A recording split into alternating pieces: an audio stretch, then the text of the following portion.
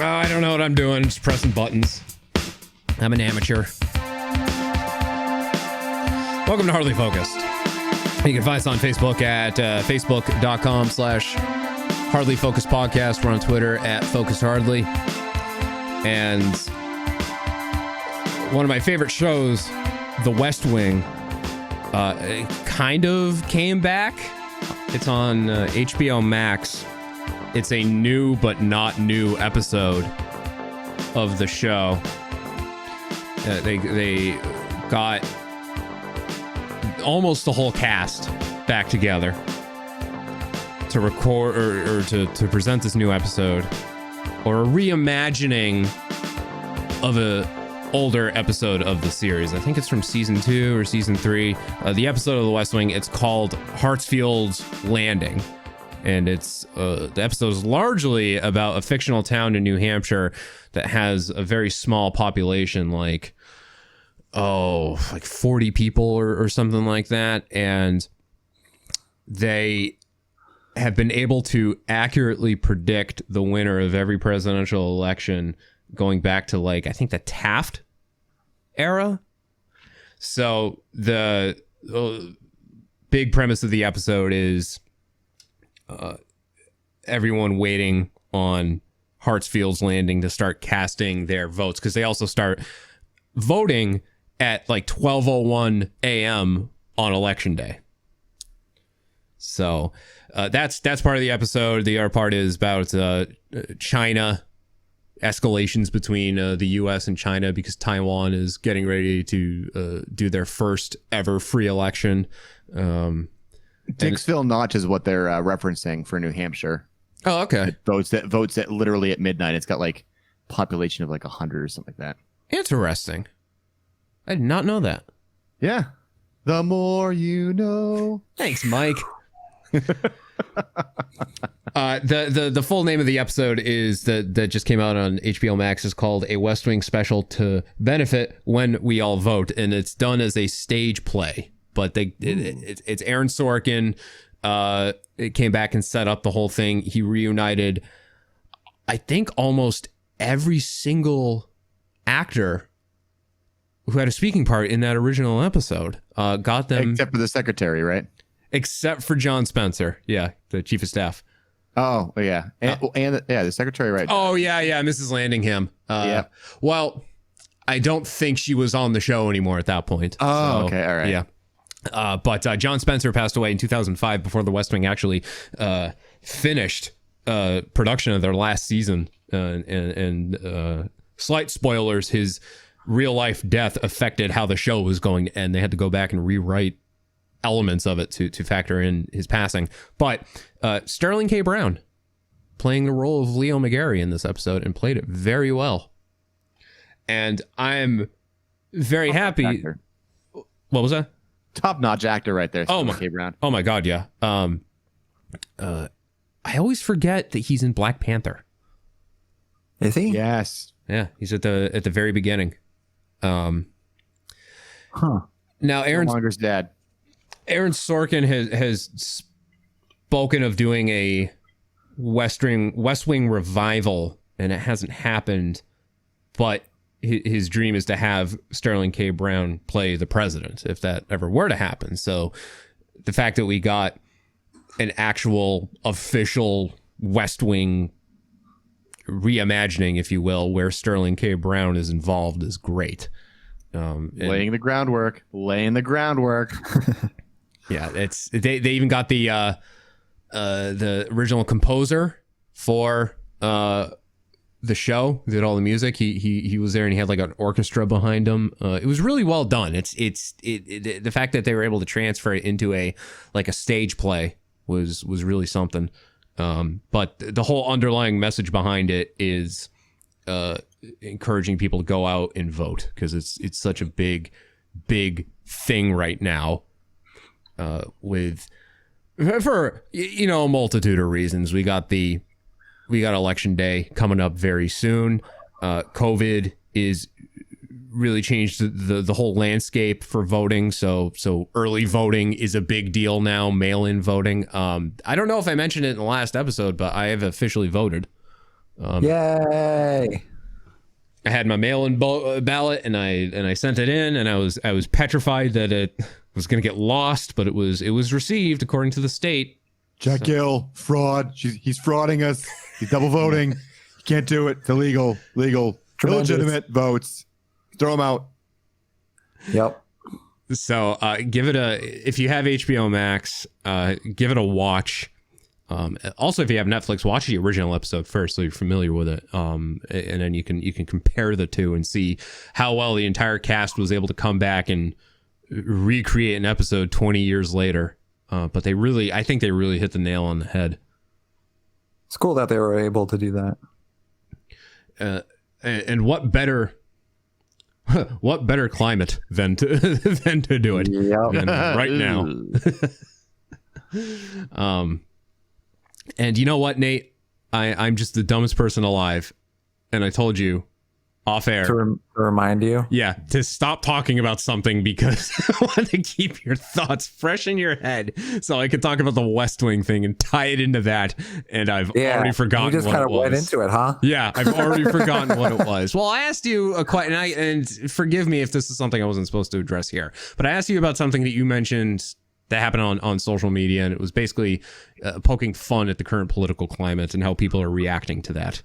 Yeah, so like we were talking about a video that I posted where it was making fun of the debate, and we got a comment that was like, "Can we please cut it out with the political stuff? It's not very creative and it's very exhausting." And I was like, I get it. I understand that political stuff is overwhelming right now, but like in the United States, it's important for us to be very open about political stuff because it's right before an election. And they were like blah, blah, blah, blah, blah. And I was like, yeah, well, now's not the time to be silent. Now's not the time. We don't complain after the election because it's fucking too late. Yeah. So, well, that's how it ties into the West Wing episode is when they would do what were the commercial breaks in the original airing, instead that they would have like Samuel L. Jackson made a cameo and was talking, or rather yelling at the screen about vote, motherfucker, vote now. I'm surprised he didn't swear. That was the shocking thing. I thought he was actually gonna swear, and he didn't do it. He did in the first like 30 takes, probably. Yeah. They got it out of his system. Yeah. Yes, they deserve to die, and I hope they burn in hell. They're talking about that. They're talking about just the importance of the younger generation going out and voting, which is, that's also important too. Very. I don't think I voted in. It was my first opportunity to do it in 2008, and I didn't, voting for Obama, because I just didn't give a fuck back then. But I made sure. You're like, you definitely were going to vote for McCain. I was the first one who wanted to go to war. I didn't know anything about anything, so I voted for Matt Damon. I remember that. And he supports your decision every single time because he's like, man, one of these days, I'm going to go viral. Yes. Matt Damon for president. I think even in 2012, I still didn't give a hoot, but I voted, and I know I voted for Obama, but everybody else, I put in write-in votes. As long as you didn't give a hoot and did not pollute, I think you're good. True. Voted Chris Froment for Register of the Probate. Did he win? By a landslide, don't you know? One vote for Martin, 2 votes for Martin. So let me count them again. 1 vote for Martin, 2 votes for Martin. Nice. The best part about that scene is when Martin holds up a copy of the school newspaper and says Simpson defeats Prince. Yeah. Nice. I somehow learned a lot about presidents thanks to The Simpsons. I think I've mentioned this before, but there was that, Watergate stuff, Nixon, and most importantly, thanks to their song about the forgotten presidents. That's how I learned that Harrison, only died a month into office. Yeah, because he had a 4.5-hour speech and developed pneumonia. That's just stupid. Like, dude should have known the era he was living in. That. Hey guys, driving away in basically a hurricane. Thank you for coming out. Peace. Let's go drink. Yeah. Yeah. He should have worn a mask. Yes. Masks solve everything, even in negative 10 degree weather in January. Yeah. Yes. The town halls were earlier this week. Now, this was supposed to be presidential debate number 2, and that didn't happen for various reasons. The two chief reasons being Trump and Donald. Yeah. Yes. I don't wanna. Trump getting diagnosed with coronavirus and then turning it into a big fucking entertainment get. And then the first debate, obviously that one went so well. Yeah. If you got anything from it, then good job. Good for you. So I have some audio here from CNN. It's now Trump thought he was going to win in the ratings with this debate against Biden. Biden was on ABC, and the second that the debate was effectively canceled, Biden immediately scheduled a town hall that was going to play on ABC where the debate was going to be. So then Trump decides that he's going to not only do NBC, but he's going to do all of NBC's affiliates, including MSNBC and CNBC, and have his debate there. Here is audio from CNN recapping the ratings war between the two town halls. The ratings from last night's dueling town halls. Who did most Americans tune in to watch? Was it President Trump or former Vice President Joe Biden? Here with the numbers is CNN chief media correspondent and the anchor of Reliable Sources, Brian Stelter. Okay, we knew this was shaping up to be a ratings battle, so the winner is who? Yes. Hey, Brianna. Yeah, these numbers are just in from the Nielsen company, and they are a real surprise. Everybody in the TV business assumed that Donald Trump would prevail in this ratings race. The Trump campaign predicted that he would outrate Biden's town hall. But in fact, the Biden town hall, just on one channel, ABC, averaged about 14 million viewers last night. The Trump town hall was on 3 different channels. So we'll break down the numbers you see on screen there. Trump on NBC had about 10.6 million viewers. He was also on MSNBC. Add a couple million viewers to that, and he was on CNBC. So he was on 3 different channels, but all combined, Trump totaled 13 million viewers across those 3 different channels. So notably, Biden prevailing in this head-to-head ratings matchup, a matchup that Trump seemed to want, right? Because there was this expectation that today Trump would be able to brag about being the ratings champion, beating Biden, when in fact it is the Biden campaign that came out ahead. I like how he didn't mention the numbers for CNBC. And there was some more for CNBC. What, the 12 people that were at an airport bar? Yeah. all 6 of Brian Williams fans. Yep. Just like Brian Williams did. Nice. Yeah, I was so disappointed when that whole thing with Brian Williams came out. And he was removed from the NBC Nightly News because He's got some good gravitas. Well, he had such a good relationship with Jimmy Fallon. He was such a good sport there, and then he ruined it because lies, misstatement of fact. How pissed do you think Trump is that he didn't win the ratings? Oh, fuming. He's got to say that like Nielsen is somehow in cahoots with the Democrats. Yep. It's exactly what he's thinking. He's like, there's no way I didn't get more. It's got to be a lie. They're fudging the numbers because he can't take no for an answer because he's a petulant man baby. Correct. I was going to say the exact same thing, but you said it way better. It's just like, holy shit, this guy has such an ego that it's just fucking crazy. And it's so fucking fragile. That's it's the other thing. It's bad. So fragile. But he's, oh my God. It's Sarah gets annoyed with me when I go online because I figured out the term for it. I doom scroll. Which I shouldn't do. But sometimes I'll engage because at this point I know if you're a Trump supporter, nothing is going to change your mind. I've come to the conclusion that nothing is going to change your mind at this point with a month left. Right. Even if he literally on camera cracks open the skull of a baby and drinks its blood. Correct. They're like, well, he saved it from the pedophiles. QAnon forever, right? Whatever. Yeah. Nothing will change. So at this point, I just fucking poke him. I just poke them. And instead of like, she's like, you're going to get your blood pressure up. Like, no. This is actually therapeutic for me. It's not actually a blood pressure raiser. It's like when you're throwing stones, at the neighborhood bully and you can't reach it because you're, up in a tree or something like that. Like, that's all you're doing is you're just pissing them off, and there's nothing they can do in return except like call you like a liberal cucktard. I'm like, whatever, that doesn't faze me. And you just keep on poking them and it's fun. Yeah. Pedophilia. Nice. Not a pedophile, but somehow is a huge friend of Jeffrey Epstein. Didn't kill himself, and it is what it is. Pedophilia. Nate, you were saying? Was I? Were you? No, it's just I just can't stand the way that like. Fuck, man, it drives me crazy. Like, I try not to get like mad about it, but like, let's not get Nate mad about things, guys. No, Nate's a sensitive person. Okay, we need to keep him happy, Nate. I try to keep my chill, but it's just so crazy that he can do things, and it's so obvious that he's manipulative.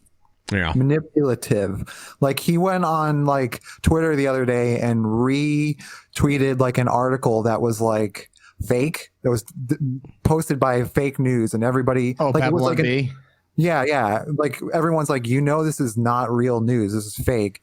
And he retweeted it, and everybody in the comments that was defending him was like, yeah, he did that on purpose just to troll all you liberals. Yeah. And a president shouldn't be fucking trolling. Exactly.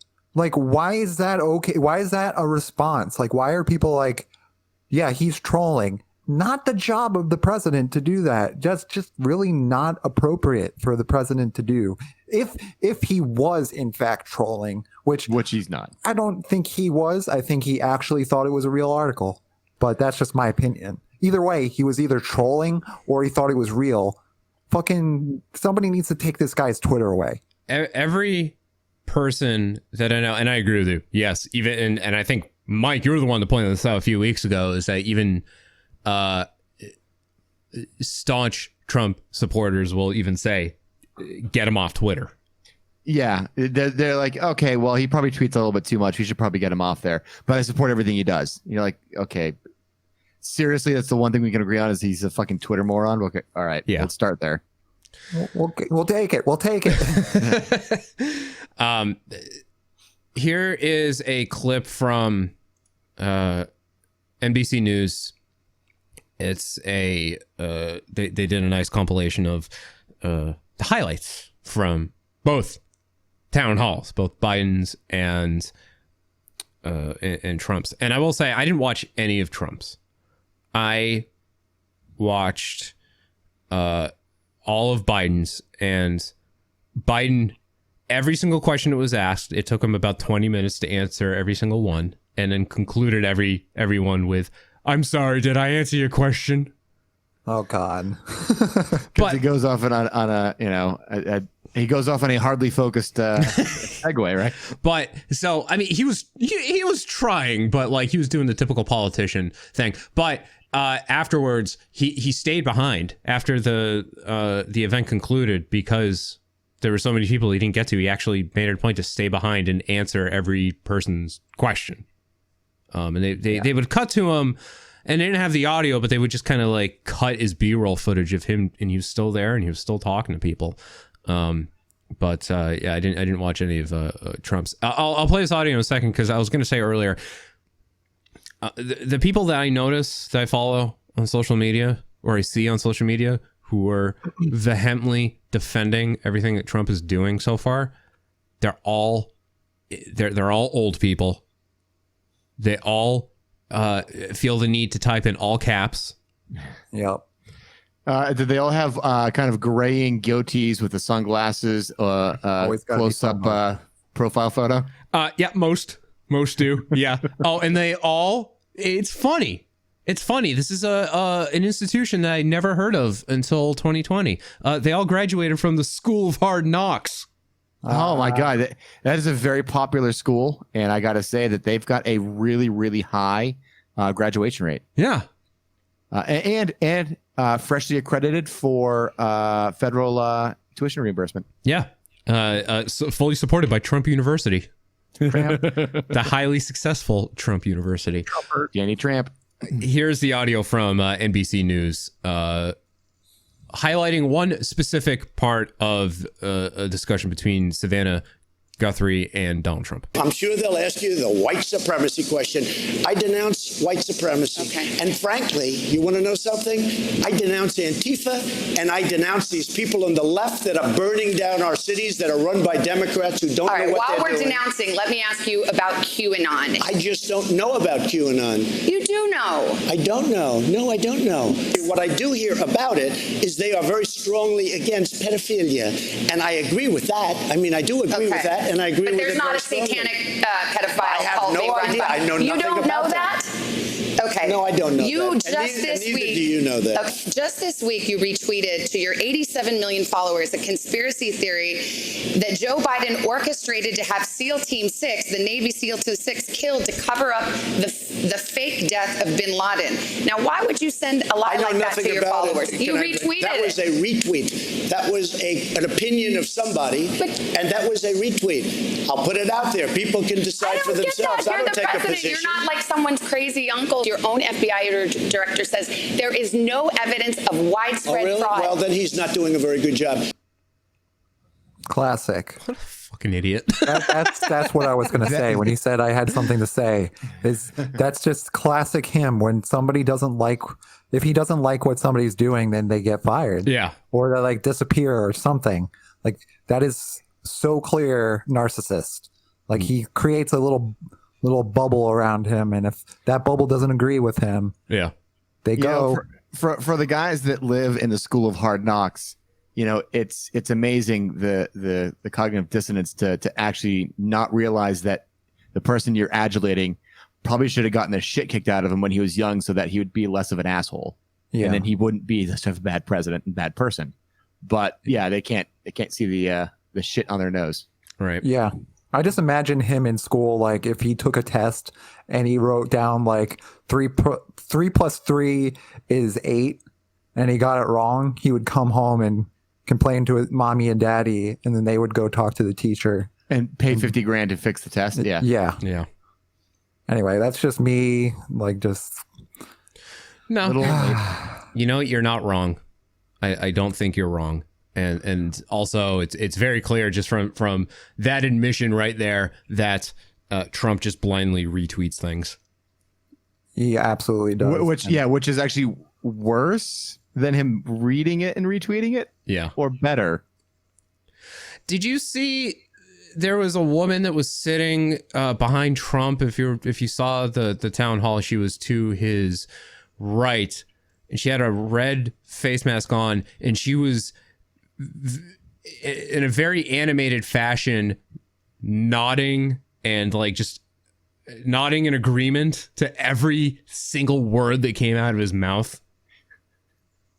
I believe Mystery Nodding Woman is the it's the headline if you search for. The nodding lady. I wasn't even paying attention until I saw Know Your Meme pointed out, and then I was rewatching the highlights, and I'm like, wow, she's like she's there. She's very prominent. Yeah. So the Daily Show does a really good job of interviewing the supporters and just pointing out the hypocrisy. Yeah. It's just so bad. It's like you say that you're pro-life, right? Yeah. Well, then how come you're not wearing a mask? It's like, because it's my choice.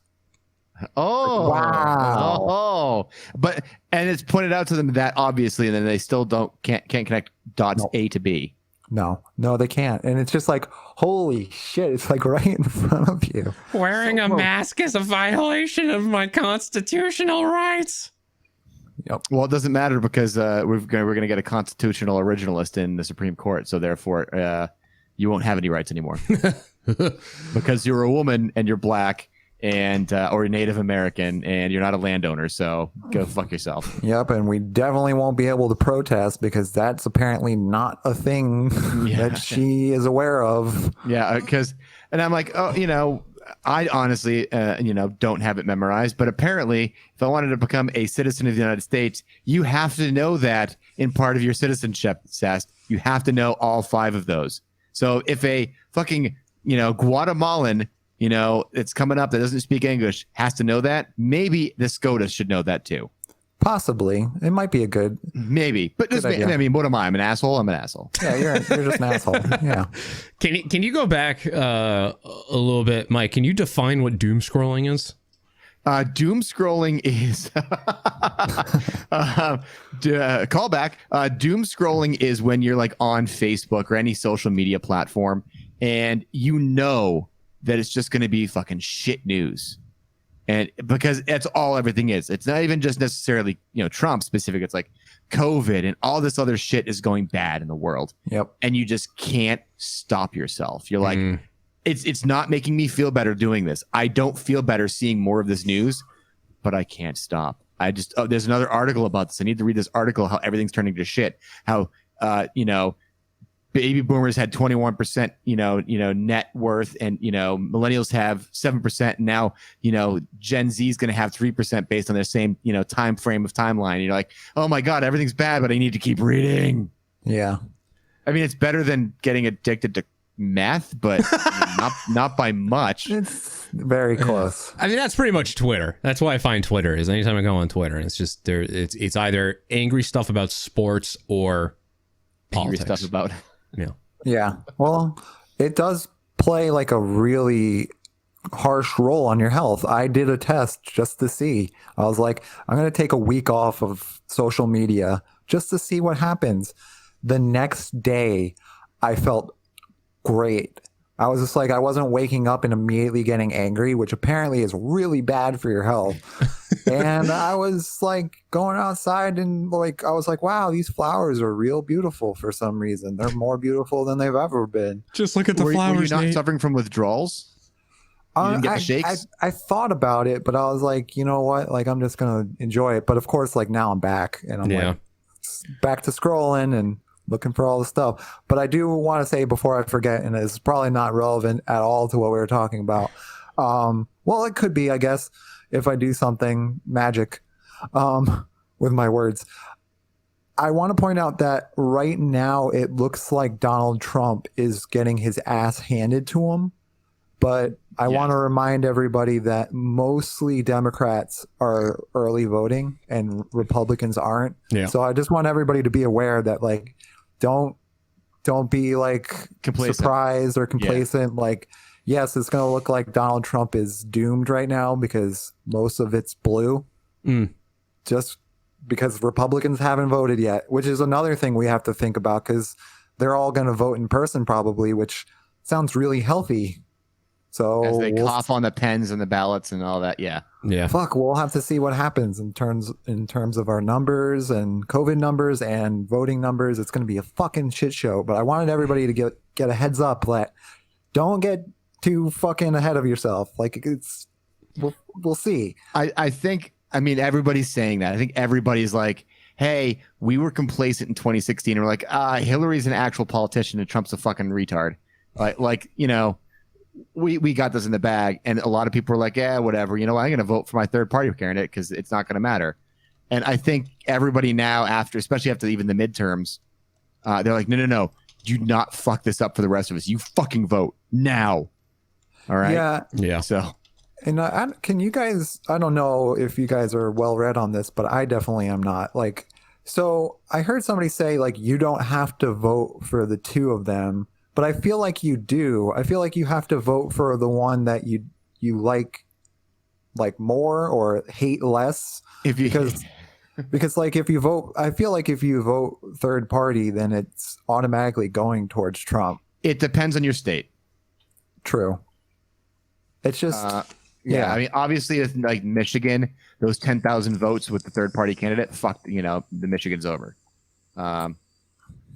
But that's got to be the only way, right? That's got to be the only way he wins because he didn't have the popular vote last time and he hasn't won anybody over. No, you've never heard somebody who voted for Hillary say, you know what? I was wrong voting for Hillary. I should have voted for Trump. But you do hear people who voted for Trump that said, what the fuck was I thinking? And there's only been 5. You were drunk on populism, man. There's only been 5 instances in American history where the winner of the election lost the popular vote, and only the second time since like 1860 something, which is really sad. So there's got to be no way, right? Like, don't talk like that. There is a way. There is. I know there's no. There's a way. I'm aware of that, but I'm saying like in terms of like what the fuck, like, you know, because like there's no way I mean, there is a way, but you know what I'm saying? Like, he didn't have the popular vote before, and now he has even less numbers. But it doesn't matter because the electoral college. So if you're in Massachusetts and you don't want to vote Trump and you hate Biden, go right ahead. Vote for whoever the fuck you want, because 75% of the voting population is going to vote for Biden. If you're in, you know, Wyoming, chances are you can vote for whoever you feel like, because 90% of your neighbors are going to vote for Trump, and it's not going to fucking matter. Yeah. You know? But like if you're in Ohio, if you're in Florida, if you're in Michigan, vote for what the population fucking needs, and that is goddamn Biden. Yeah. Take your fucking medicine. Take your fucking medicine. It's important in Pennsylvania too. Oh yeah, Pennsylvania. Because Pennsylvania, that's technically a swing still. Yeah, because you've got the Democratic bastions of the two cities, and the middle of the state is all red. Yeah, and you got to pay attention to how you vote, like because if you fuck up, you know. Yeah, right. And just keep in mind that big giant fucking map. It's got a bunch of red in it. Land doesn't vote. All right, all these goddamn Republicans like, see this map? It's full of red. Yeah, it's like a coverage map of Verizon. They don't fucking give a shit about the middle of fucking nowhere when one person has a goddamn cell phone. They want the 10 million people in goddamn New York. Yep. So go fuck yourself with this big. They need to have a proper map that shows population density in voting and see how much blue that fucking shows up. Yep. And then we need to get ranked choice voting in the entire goddamn country so we can vote for a third party and be like, see, we don't like Democrats or Republicans, but we only have two options right now because the goddamn two-party system.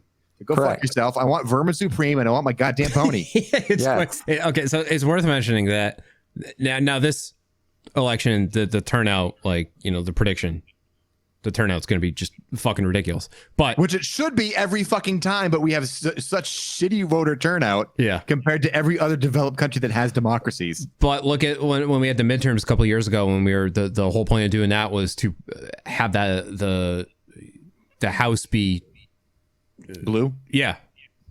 And that was considered the highest voter turnout in history. Yeah. Because it was such a big deal. And I think it's because 2 years into it, people realized, oh, fuck, we made a mistake. A lot of people made a lot of mistakes. And also, I'm hanging on this.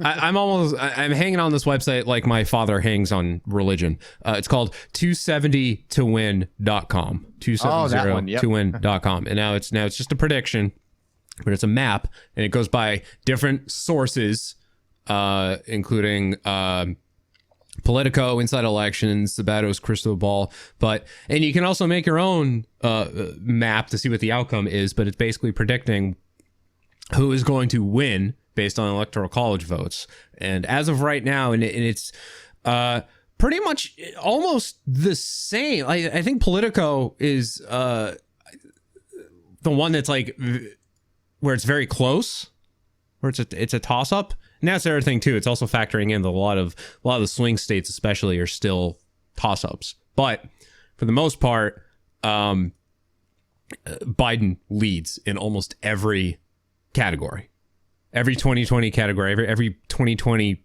prediction. Biden wins. So we'll see. Well, it's going to be interesting, man, because there's so many factors that go into this election. Like, yes, Biden has to get the numbers, but also Trump has to leave, like, willingly. No. Here's the one. Well, there's back in March or April, there's a huge kind of like whatever would be the equivalent of a war game for political people. They actually went through the scenarios. Biden has to win in a landslide, basically. So that way Trump literally can't, even though he's saying it's rigged, it can't be construed as rigged or go through the courts. Yeah. As long as that happens, everything is in place properly so that on the 20th of January at 12:01 p.m., he is escorted out or taken out of the White House. Because he has no control over over a Secret Service or the military at that point. And so therefore he is literally taken out like I got a goddamn stretcher if he needs to. When it's contested is when shit hits the fan. Yes, and it's going to be contested for a close Biden win and contested for a close Trump win. Both of those contestations, shit goes whack. I mean, this is what happened in 2000. Gore and Bush. Yep. And that was actually the last time that the popular vote. And it always comes down to the penis of America, fucking Florida. Yeah. God damn it. Yeah. So, I want to call dibs on the video. If the video happens, hopefully it does. But if the video of Trump being escorted out, I call dibs on putting it on Pornhub. you know what I hope happens is to get him out. They have to lure him out of the White House. So they take like a fishing line and a hook through a Big Mac, and then just kind of lead him. Or his goddamn cell phone for his Twitter feed. Yes. Oh, that's really good. Like Twitter, you can't tweet in here. You have to go outside and tweet. Almost got it. Almost got it. $50. All right. Be quicker. All right. We will return with something else that came out of the town hall, the Trump town hall specifically. They're highly contagious. You are listening to Hardly Focused. I'm wearing a goddamn coat and I'm still fucking freezing. Yeah, I got a goddamn high fever. Get me the fuck out of here. I'm constantly in the state of wanting to throw up. Follow your favorite podcast from Boston on Instagram. What podcast is that? I don't know. Find Hardly Focused on Instagram at instagram.com/hardlyfocused or just search for Hardly Focused on the Gram app. How do you do, fellow kids? What?